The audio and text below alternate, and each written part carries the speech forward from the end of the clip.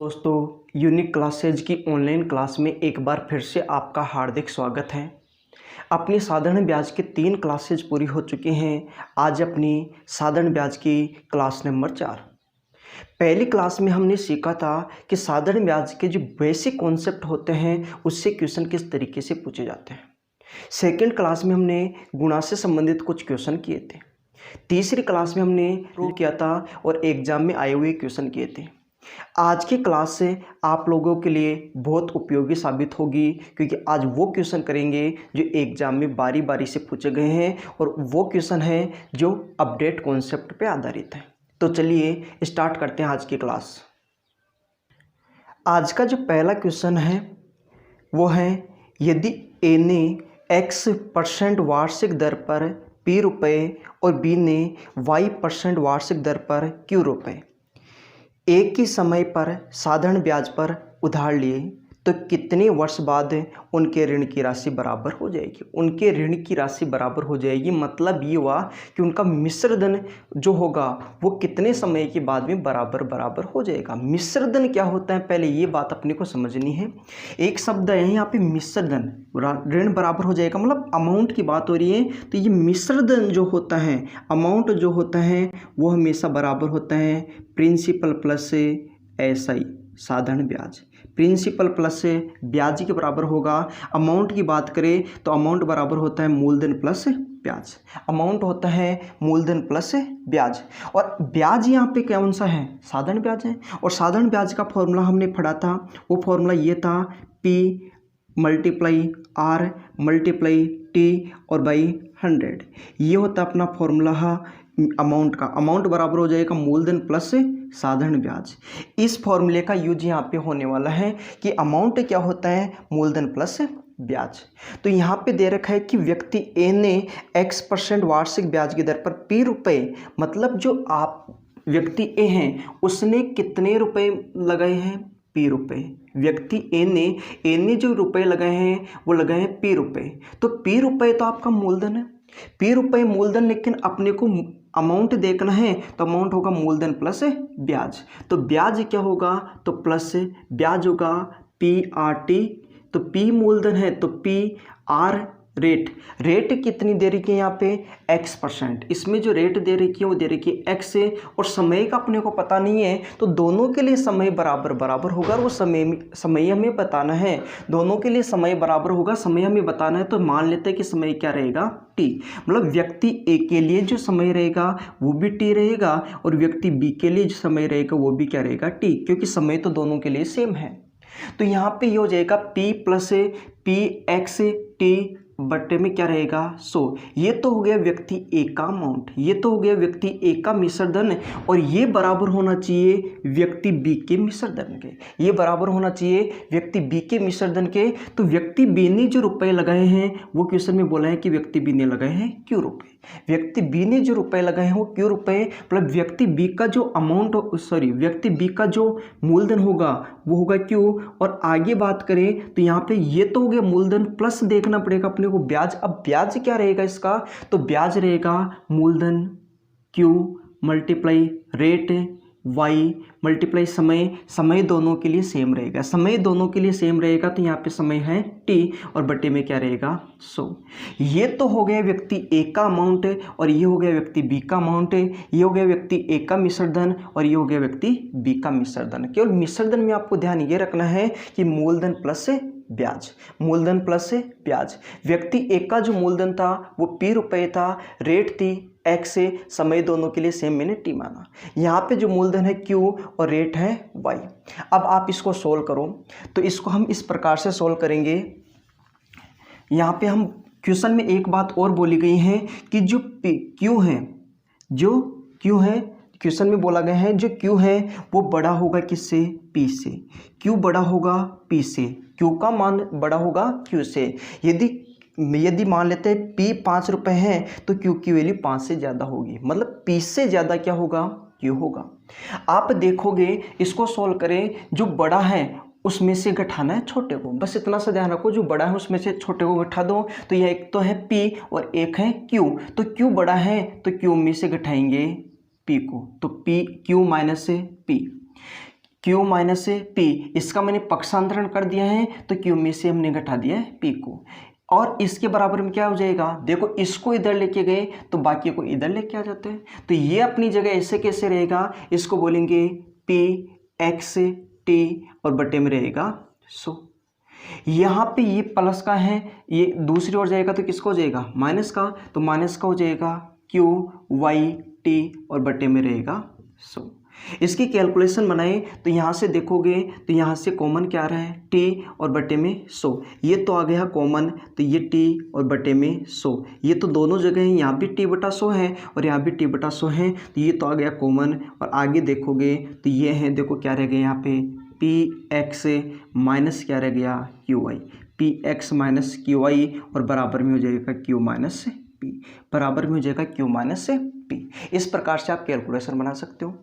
आप देखोगे हमें वैल्यू किसकी निकालनी है, टी की वैल्यू निकालनी है, टी की वैल्यू निकालनी है, तो यहाँ से ये राशि उठेगी दूसरी ओर जाएगी, और आपने सीखा होगा कि जब भी ये दूसरी ओर जाता है तो उल्टा हो जाता है, मतलब ऊपर वाली संख्या नीचे आती है और नीचे वाली संख्या ऊपर, तो हम ये बोलेंगे देखो ये ऊपर है Px माइनस Qy, ये तो कहाँ पे आ जाएगा, नीचे, ये यहाँ से हटेगा और आएगा नीचे, तो मैं यहाँ से सीधा ही हटा देता हूँ कि यहाँ पे क्या आएगा, Px minus Qy, Px minus Qy।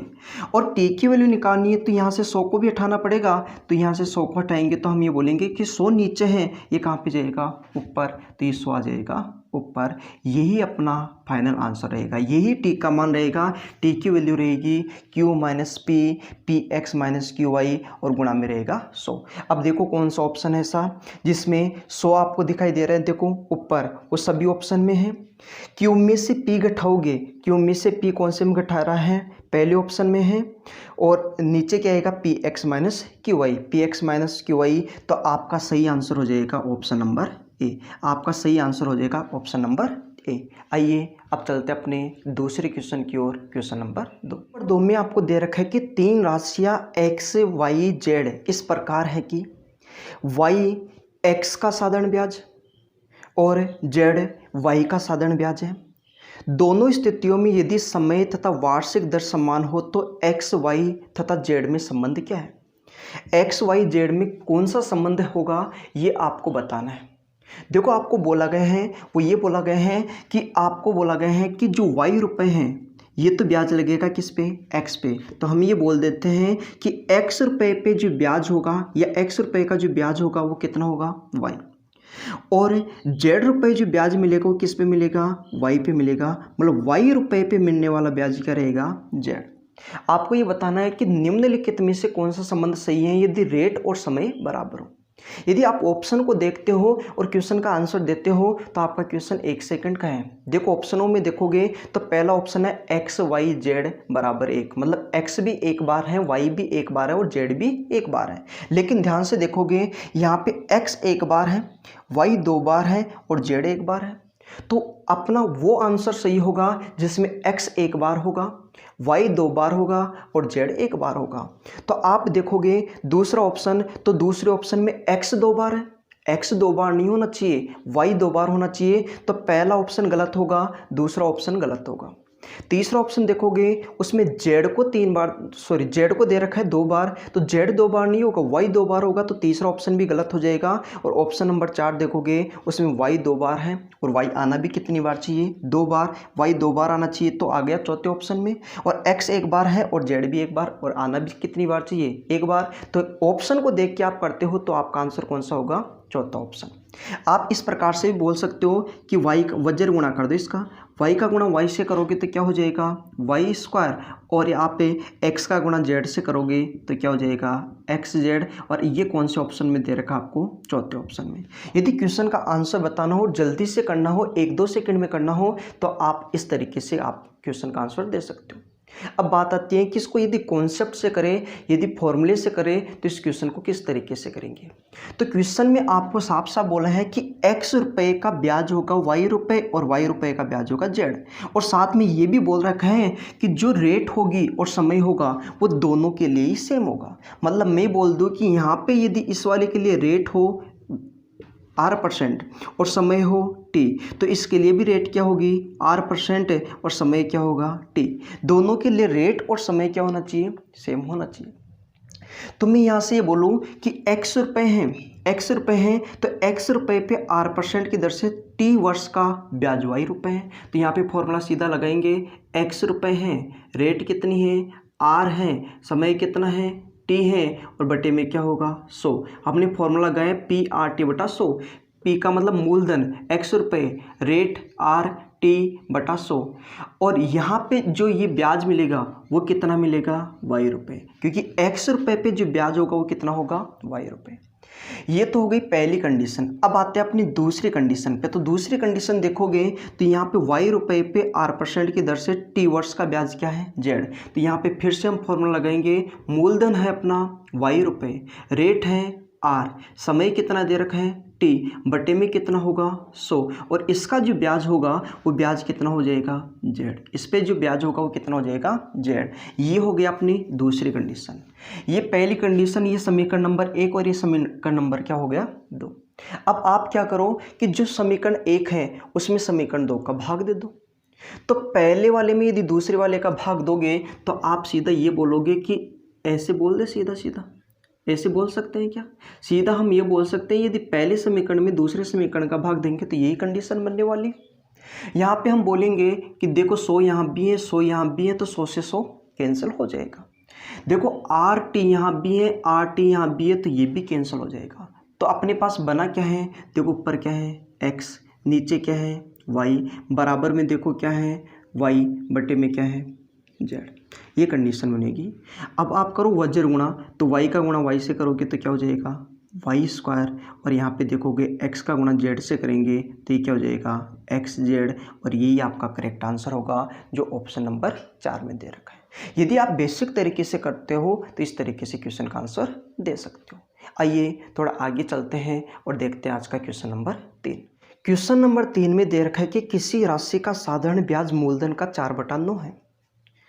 यदि ब्याज पर दिए जाने वाले मूलधन की अवधि के वर्ष ब्याज की वार्षिक दर के बराबर हो तो ब्याज की दर क्या होगी, रेट आपको बताना है। आपको दे रखा है कि साधारण ब्याज है वो मूलधन का 4/9 है, मूलधन का 4/9 है, मतलब यदि ब्याज यदि 4 रुपये है तो मूलधन कितना होना चाहिए 9, मतलब 9 रुपये पे मिलने वाला ब्याज कितना होगा 4। आगे उसने ये भी बोला है कि मूलधन की अवधि के वर्ष मतलब समय और ब्याज की दर मतलब रेट बराबर हो। जब भी आपको कभी भी आपको ये बोल दे कि यदि रेट और समय दर और समय की बात करें, दर और समय जब भी आपस में बराबर हो, तो आप सीधा सीधा ये करना कि जो भी ऐसा ही है उसको लिखो साधारण ब्याज, बटे में लिखो मूलधन और गुणा कर दो 100 से, और उसका ले लो अंडरूट। ये किसके बराबर हो जाएगा, रेट पूछे तो रेट के बराबर और समय पूछे तो समय, रेट पूछे तो रेट के बराबर, समय पूछे तो समय। ऐसा ही को ऊपर, मूलधन को नीचे और मल्टीप्लाई कर दो 100। अब बात ये आती है कि आया कहाँ से, तो उस बात को पहले समझते हैं, उसके बाद में हम क्वेश्चन पे आएंगे।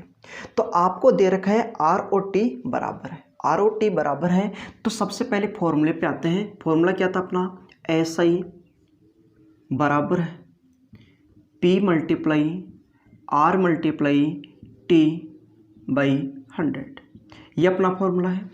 और क्वेश्चन में अपने को बोला है कि R और T बराबर होना चाहिए, मतलब ये हुआ या तो R के स्थान पे T लिख सकते हो या T के स्थान पे आप लिख सकते हो R। तो हम क्या करते हैं कि R पूछे हैं तो T के स्थान पे R ही लिख सकते हैं। जहाँ पे आपको फॉर्मूले में T नज़र आ रहा है वहाँ पे क्या लिख दो R, तो यहाँ पे T है तो यहाँ पे हम क्या लिख सकते हैं R लिख सकते हैं। इतनी बात अपने को समझ गई। अब देखो यहाँ पे R कितनी बार आ गया, 2 बार, तो हम क्या कर देंगे यहाँ से R का स्क्वायर, तो यहाँ से हम करेंगे R का स्क्वायर, साथ में क्या रहेगा P और बटे में क्या रहेगा 100, और ये किसके बराबर हो जाएगा SI के बराबर। ये किसके बराबर हो जाएगा SI के बराबर। आपको वैल्यू किसकी निकालनी है, R की या T की। रेट निकालनी है तो देखो अभी थोड़ी देर पहले बताया था कि जो भी निकालना उसके साथ वाली संख्या जो दूसरी ओर आएगी तो हो जाएगी उल्टी। मतलब ये P ऊपर है तो P कहाँ पे आ जाएगा नीचे, यहाँ से P हटेगा वो कहाँ पे आएगा नीचे। ये 100 नीचे हैं, वो कहाँ पे आ जाएगा? ऊपर। ये लो 100 यहाँ से हटाओगे, नीचे तक कहाँ पे आ गया? ऊपर। आपको आर की वैल्यू निकालनी है, स्क्वायर हटाते हो तो क्या लगाते हैं? Under root. तो आज के बाद में याद रखना, जब भी दर और समय का संख्यात्मक मान बराबर हो, जब भी दर और समय बराबर होता है, तो आप ब्याज को ऊपर लिखते हो, मूलधन को नीचे, मल्टीप्लाई 100 से करते हो और उसका कर देते हो अंडर रूट।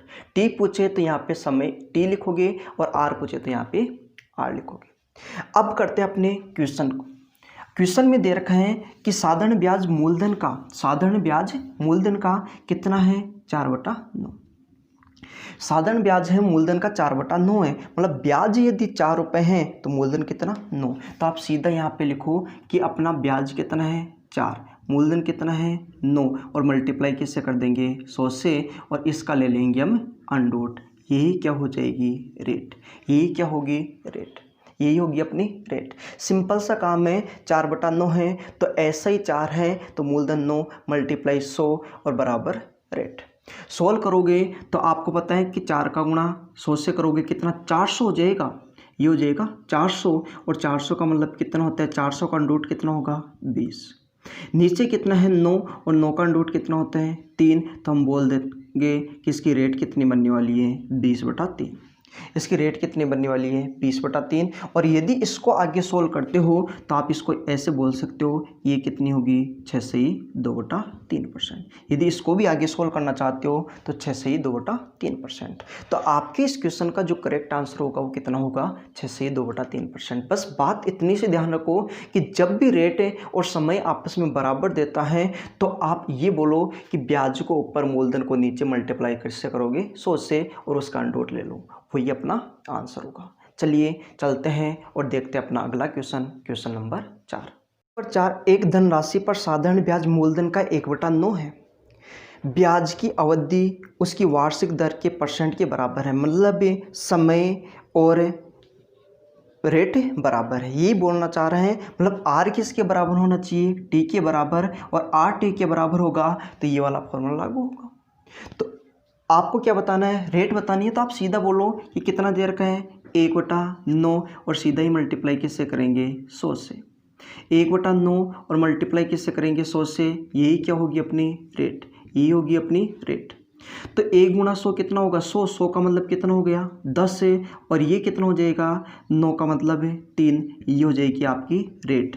रेट हो जाएगी 10/3% है। या फिर इसको आगे सोल्व करना चाहते हो, 10 में यदि 3 का भाग दोगे तो ये कितना आएगा? 3 से 1/3%। इसको आगे सोल्व करोगे तो कितना आएगा? 3 से 1/3%। मतलब अपने क्वेश्चन का आंसर कितना होने वाला है? 3 से 1/3%। आइए देखते हैं अपना अगला क्वेश्चन नंबर 5। क्वेश्चन नंबर 5 में आपको दे रखा है, ज्योति साधारण ब्याज से ब्याज दर जितनी थी उतने ही वर्षों के लिए, ब्याज दर जितनी थी उतने ही वर्षों के लिए, मतलब ये हुआ कि आर जितना है उतना ही क्या होना चाहिए? टी। मतलब ये दोनों आपस में क्या होना चाहिए? बराबर। और जब भी ये बराबर होता है तो फॉर्मूला आपका ये लागू होगा। आर और टी आपस में बराबर होना चाहिए, तो आगे उसने बोला है उतने ही वर्षों के लिए 1200 रुपये ऋण लिया, 1200 रुपये का ऋण लिया। यदि उसने ऋण अवधि के खत्म होने पर 432 रुपये ब्याज के रूप में अदा किए, मतलब ब्याज तो कितना है? 432 रुपये। इसमें जो ब्याज दे रखा है वो 432 रुपये है, और जो मूलधन है वो कितना है? 1200। तो आप सीधा सा ये बोलो कि यदि अपने को रेट बतानी है, तो हम बोलेंगे कि ब्याज तो कितना है? 432। ब्याज है 432, मूलधन कितना है? 1200। मूलधन है 1200, और गुणा किससे कर देंगे? 100 से। यही क्या होगी? अपनी रेट। यही होगी अपनी रेट। बस इतना सा ध्यान रखो, ब्याज बटा मूलधन गुणा 100, ये हो जाएगी अपनी रेट। सोल्व करो इसको। यदि सोल्व करते हो तो आप सीधा बोलोगे 2 0 से 2 0 कैंसिल। आप देखोगे इसमें 12 का भाग दोगे तो आप देखोगे ये हो जाएगा 12 का भाग देने पे कटेगा 12 तिया 36। फिर ये कितना बनेगा? ये बनेगा 7 और 2 72, मतलब कितनी बार जाएगा? 6 बार जाएगा। ये 6, मतलब ये कितना हो गया? 36 है, और 36 का अंडर रूट कितना होता है? 6। मतलब इसकी रेट कितनी बनने वाली है? 6%। इसमें जो रेट बनेगी वो कितनी बनेगी? 6%। आइए थोड़ा आगे बढ़ते हैं और देखते हैं आज का अगला क्वेश्चन नंबर 6। क्वेश्चन नंबर 6 में आपको दे रखा है कि किसी राशि का साधारण ब्याज उसके मूलधन का 9/35 है। साधारण ब्याज उसके मूलधन का 9/35 है, मतलब ब्याज यदि 9 है तो मूलधन कितना होगा 35। ये दे रखा है 9/35, तो 9/35 साधारण ब्याज मूलधन का, मतलब मैं ये बोलूँ कि यदि ये साधारण ब्याज है, यदि ये सिंपल इंटरेस्ट है तो ये क्या होगा, अपना प्रिंसिपल होगा। यदि ब्याज 9 है तो मूलधन कितना है 35। ये पहली लाइन का मतलब है। यदि दिए गए धन पर ब्याज की वार्षिक दर का 5/7 गुना समय के संख्यात्मक मान के बराबर है। अब की बार सीधा सीधा बराबर नहीं बोला है, मतलब रेट का यदि 5/7 गुना करते हो तो वो समय के बराबर होगा। तो इस बात का मतलब ये हुआ, ये बोलना चाहता है कि यदि आर है और ये टी है, ये आर है ये टी है, यदि दर का आप 5/7 करते हो, यदि रेट का 5/7 करते हो तो वो किसके बराबर आ जाएगा, समय के बराबर। यदि आप 5/7 करते हो तो वो किसके बराबर होगा, समय के बराबर होगा। रेट का 5/7 कर दो, समय के बराबर होगा। आगे उसने क्या बोला है, तो ब्याज की दर बताइए। तो रेट बतानी है अपने को। तो एक बात बताइए, यदि रेट की बात करें तो रेट का फॉर्मूला यही होगा। रेट का फॉर्मूला क्या होगा, रेट का फॉर्मूला होगा SI गुणा 100, मूलधन नीचे रहेगा और साथ में क्या रहेगा, टी। साथ में क्या रहेगा, टी। ये किसका फॉर्मूला रहेगा, रेट का फॉर्मूला रहेगा। SI गुणा 100 और P और गुणा में क्या रहेगा, टी रहेगा। अब मैं आपको ये बोलना चाहूँ कि टी है, टी के स्थान पे क्या हम ये लिख सकते हैं, टी है और टी के स्थान पे क्या हम ये लिख सकते हैं क्या, तो बिल्कुल टी के बराबर में ये सब कुछ है, तो टी के स्थान पे ये लिख सकते हैं। तो मैं यहाँ पे ये लिखूँ, टी के स्थान पे लिख सकता हूँ आर गुणा 5/7, ये हम लिख सकते हैं टी के स्थान पे, ये हम टी के स्थान पे लिख सकते हैं। आप ये बताओ कि SI कितना है, 9, तो मैं ऐसे बोलूँ कि SI 9 है तो यहाँ पे कितना लिख सकते हैं, 9, और बटे में मूलधन कितना रहेगा 35, ये हम लिख सकते हैं। ये अपना फॉर्मूला हो जाएगा।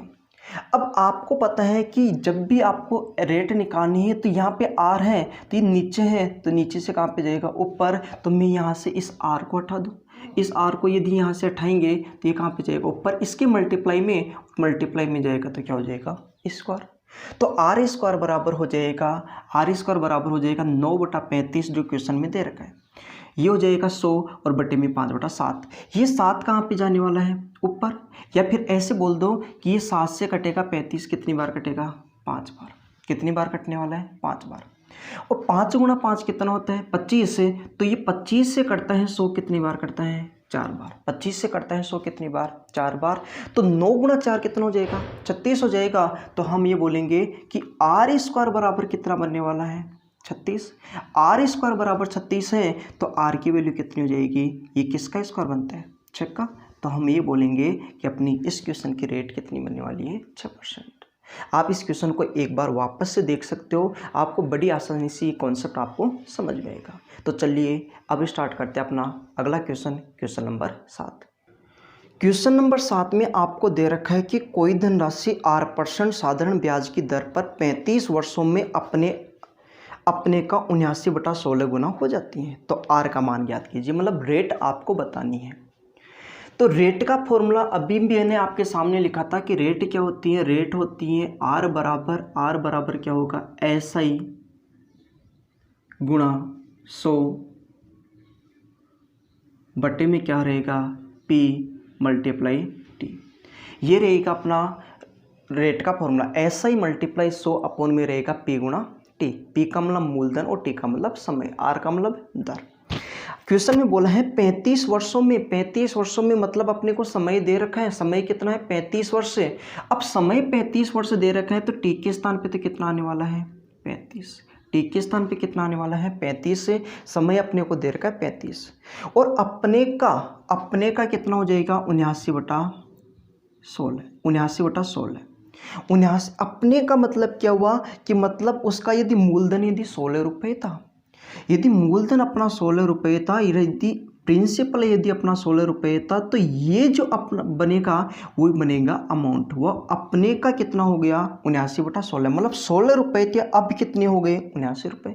और अब 79 रुपये हो गए, इसका मतलब ये मूलधन प्लस ब्याज होगा, मूलधन प्लस ब्याज होगा। तो मूलधन यदि 16 रुपये था और 79 रुपये यदि मिश्रधन हो गया, तो मैं आपसे केवल ये बोलूँ कि ब्याज कितना मिला। यदि आपसे ये कोई बोल दे कि ब्याज कितना मिला, तो ब्याज केवल मिलेगा 79 में से 16 घटा दो, क्योंकि जो मिश्रधन होता है उसमें मूलधन प्लस ब्याज होता है, तो मूलधन को हटाना पड़ेगा। तो मूलधन कितना होगा 16, 16 हटा दो, यदि इसमें से 16 हटाओगे तो कितना रहेगा 63। तो मतलब हम बोल सकते हैं कि ब्याज होगा 63। मूलधन यदि 16 रुपये है, ब्याज 63 है, तो ब्याज हो जाएगा 63। तो ऐसा ही के स्थान पे कितना 63। मूल राशि कितनी थी 16 रुपये। आप रेट बताना चाहते हो तो अब इसको सोल्व कर लो, कैलकुलेशन बना लो। यदि हम बोले कि भाई ये 7 से कटेगा, 7 से 5 बार, और ये 7 से कटेगा ये कितनी बार 9 बार।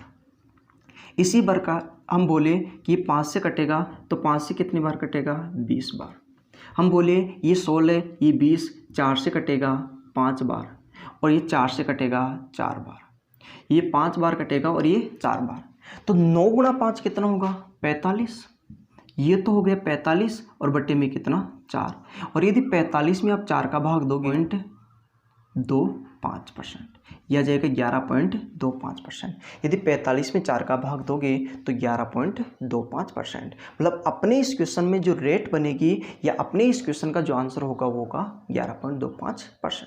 आइए अब देखते हैं अपना अगला क्वेश्चन, क्वेश्चन नंबर 8। क्वेश्चन में दे रखा है कि कौन सी धनराशि साधारण ब्याज से 5 वर्षों में 520 रुपये और 7 वर्षों में 568 रुपये हो जाएगी।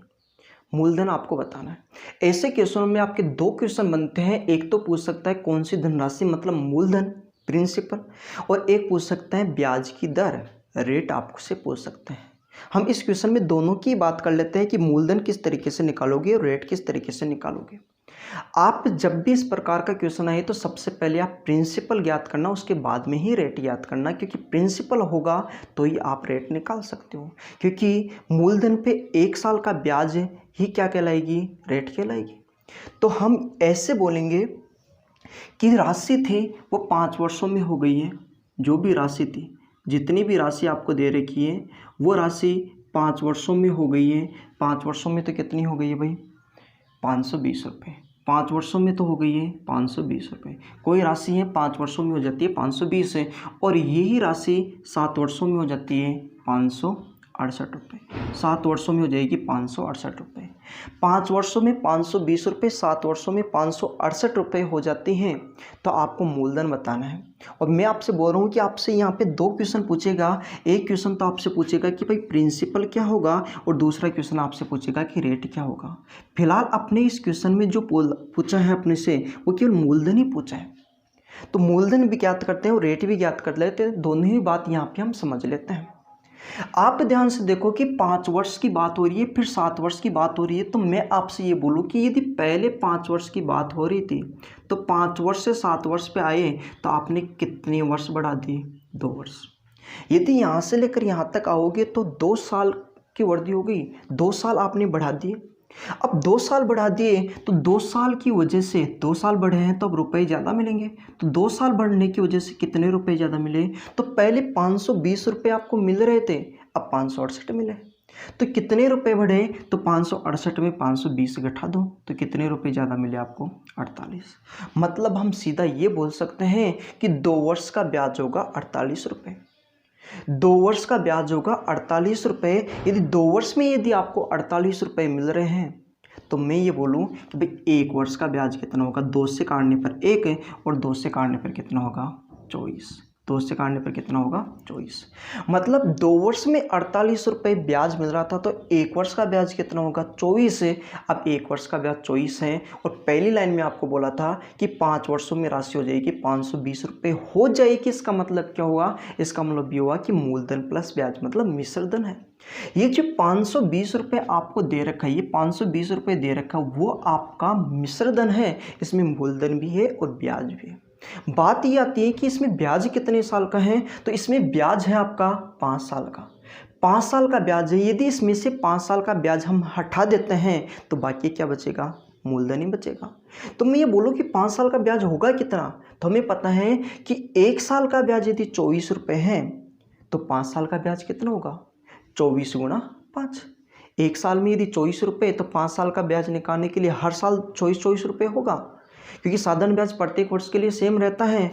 यदि 1 साल में 24 रुपये 5 साल के लिए 5 से गुणा कर दो तो 24 गुणा 5 करोगे, 24 गुणा 5 करोगे तो कितना हो जाएगा, 120। मतलब आप इस 24 का गुणा किससे कर दो कि 5 से, तो 5 साल का ब्याज मिलेगा आपको 120 से। तो मैं ये बोल दूंगा कि ये मिश्रधन था, इसमें ब्याज कितना रहेगा, 120। इसमें ब्याज तो कितना रहेगा, 120 है। यदि 520 में यदि 120 रुपये ब्याज के हैं तो बाकी कितने रह गए, 400 रुपये। ये 400 रुपये क्या रहेगा, मूलधन रहेगा। ये 400 रुपये कितना रहेगा, क्या रहेगा, अपना मूलधन। तो 5 साल का ब्याज 120 हटाने के बाद में 520 में से 120 हटाओगे 400 रुपये, और 400 रुपये अपना क्या रहने वाला था, मूलधन। तो मूलधन अपना है 400 रुपये। अब हमें निकालनी है रेट, हमें निकालनी है रेट। तो रेट किस पे निकलती है, तो याद रखना रेट हमेशा निकलती है मूलधन पे। ऊपर क्या लिखते हैं, ब्याज, और मल्टीप्लाई किससे कर देते हैं, 100 से। यही क्या रहती है, अपनी रेट। लेकिन ध्यान ये भी देना कि ये जो ब्याज लिखते हैं वो हमेशा 1 साल का लिखते हैं, क्योंकि जो रेट होती हैं वो वार्षिक होती हैं, 1 साल के लिए होती हैं। तो यहाँ पे ब्याज लिखेंगे 1 साल का, तो हमें पता है 1 साल का ब्याज कितना, 24। 1 साल का ब्याज कितना, 24। मूलधन कितना था, 400 रुपये, जो हमने निकाला है, ज्ञात किया है 400। सोल्व करोगे 2 0 कैंसिल, 24/4 कितना होगा, 6। तो अपनी रेट कितनी बनने वाली है इसमें, 6%। आपसे इस क्वेश्चन में पूछा था मूलधन, तो मूलधन कितना था, 400। रेट कितनी होगी, 6%। आप चाहते हो कि नहीं हम तो ऊपर वाले से नहीं करना चाहते, नीचे वाले से मूलधन निकालना चाहते हैं, तो नीचे वाली लाइन से भी मूलधन क्या रहने वाला, आपका सेम रहने वाला है। जैसे मैं बात करूं 1 साल का ब्याज 24 रुपये है, तो 7 साल का ब्याज हटाना पड़ेगा। 7 से गुणा करोगे, 24 गुणा 7 कितना होगा, 168 है। तो 568 में 168 हटाओगे तो भी कितना रहेगा, 400। मतलब मूलधन कितना रहेगा इसका, 400। आइए थोड़ा आगे बढ़ते हैं और देखते हैं अपना अगला question, question number 9। Question number 9 में आपको दे रखा है कि साधारण ब्याज पर कोई राशि 2 वर्ष में 1062 रुपये। पहली लाइन में दे रखा है 2 वर्ष में, 2 साल में तो हो जाती है कोई राशि है वो 1062 रुपये। 2 साल में कोई राशि हो जाएगी 1062 रुपये। आगे बोला है 3 से 1/2 वर्ष में, 3.5 साल में, 3 से 1/2 वर्ष का मतलब हम ऐसे भी तो बोल सकते हैं 3.5। 3.5 वर्ष में, 3.5 वर्ष में ये हो जाती है 1183.50, और 50 को हम बोल सकते हैं, 0 से कोई मतलब नहीं है, 5, 1183.5 रुपये हो जाते हैं। तो ब्याज की दर बताइए। मैंने अभी बोला है कि इस तरीके का क्वेश्चन आएगा, उसमें 2 क्वेश्चन आपसे पूछ सकते हैं, एक तो मूलधन और एक रेट। रेट ऐसे क्वेश्चन में सबसे ज़्यादा बार पूछी गई हैं, तो अब रेट जब निकालोगे सबसे पहले मूलधन ही आपको निकालना पड़ेगा। तो मूलधन किस तरीके से निकालते, तो आप देखो कि आपको पता है कि 2 साल से कितने हो गए, 3.5 साल। यदि यहाँ से लेकर यहाँ तक आप आना चाहते हो तो आपने कितना समय बढ़ा दिया, 1.5। समय कितना बढ़ा, 1.5। यदि 1.5 समय बढ़ा है तो आप देखो यहाँ से लेकर यहाँ तक आने में रुपए कितने बढ़ गए, यहाँ से लेकर यहाँ तक आने में रुपए कितने बढ़ गए। तो 1183.5 में से 1062 आप घटाओगे तो आप देखोगे तो 0.5 तो ऐसे कैसे रहेगा, इसमें से ये घटाया कितना होगा, 1, इसमें से ये घटाओगे कितना होगा, 2, और ये हो जाएगा 1, 121.5। तो मैं ये बोलूँगा कि 1.5 साल का ब्याज 121.5 रुपये है। 1.5 साल का ब्याज 121.5 रुपये हैं, तो हमें निकालना है 1 साल का ब्याज है। तो 1 साल का ब्याज निकालने के लिए सीधा बोलो कि 121.5 में 1.5 का भाग दे दो, वही रहेगा अपना 1 साल का ब्याज। तो हम ऐसे बोलेंगे कि 121.5 इसको डिवाइड कर दो 1.5 से, तो अपना कितने साल का ब्याज रहेगा, 1 साल का ब्याज है। पॉइंट से पॉइंट कैंसिल, दशमलव से दशमलव कैंसिल हो जाएगा। आप देखोगे 15 से काटने पर कितना आएगा, 15 से काटने पर 8 है, और फिर कितना आएगा, 1, कितना आ जाएगा 81। मतलब 1 साल का ब्याज कितना है, 81। 1 साल का ब्याज 81 रुपये है। तो आप देखो पहली लाइन में देखोगे तो ये अमाउंट था, मिश्रधन था। तो मिश्रधन क्या होता है? मूलधन प्लस ब्याज। मतलब इसमें से ब्याज को हटाना पड़ेगा और इसमें से कितने साल का ब्याज हटाना पड़ेगा भाई? अपने को 2 साल का ब्याज हटाना पड़ेगा। 1062 में यदि 2 साल का ब्याज हटाओगे तो 1 साल का कितना? 81। तो 2 साल का कितना हो जाएगा? 81 गुणा 2, और 81 गुणा 2 कितना होगा? 162।